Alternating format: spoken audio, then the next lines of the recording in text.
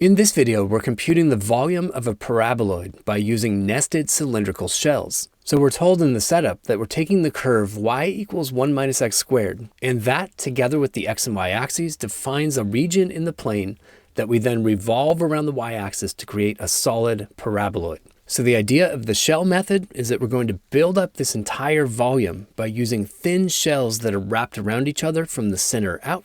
And we need to visualize one representative shell and start labeling it up. So that's what an individual shell is going to look like. I just located that at an arbitrary position that we'll call x.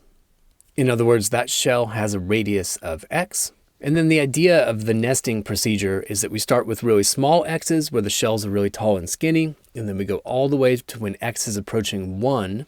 So that's the point where our curve intersects the x-axis, and there the shells will be really short and fat. So with the right edge of this shell sitting at a distance of x from the origin, the height of the shell corresponds to the y value on this curve. So that's just 1 minus x squared. And now we want to find the contribution to the total volume contained in this shell wall. So what we're going to do is vertically slice the shell and then unroll it into a rectangular slab. So there's what our slab looks like. And the height of that slab is exactly the same as the height of the shell.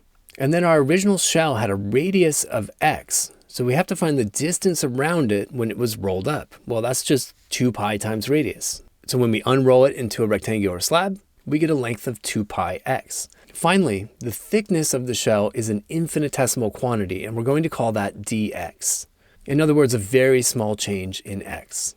And this is the beauty of calculus. We can take this weird curvy shape that we're trying to find the volume of, but by slicing into these infinitesimal contributions, all we really have to do is find the volume of a rectangular solid. So we just multiply length, height, and thickness for this rectangular slab, and we have our volume contribution. Now I'm going to call that dV. That means an infinitesimal contribution to the total volume, and that's given by 2 pi x times the quantity 1 minus x squared dx.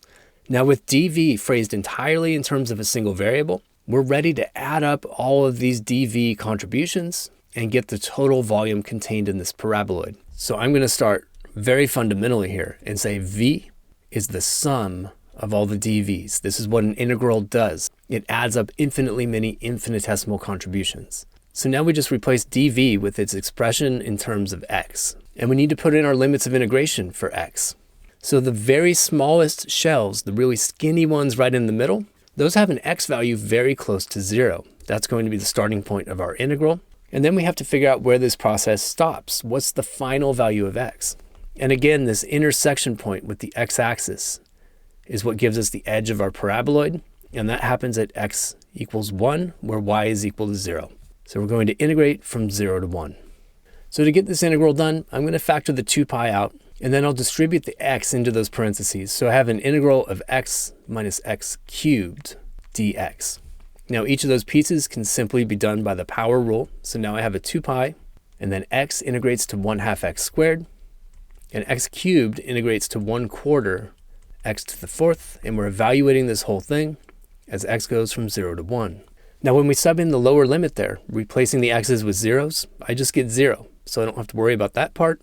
All I have to do is replace the x's with 1s in the upper limit. So when I do that, I end up with 2 pi times 1/2 minus 1/4.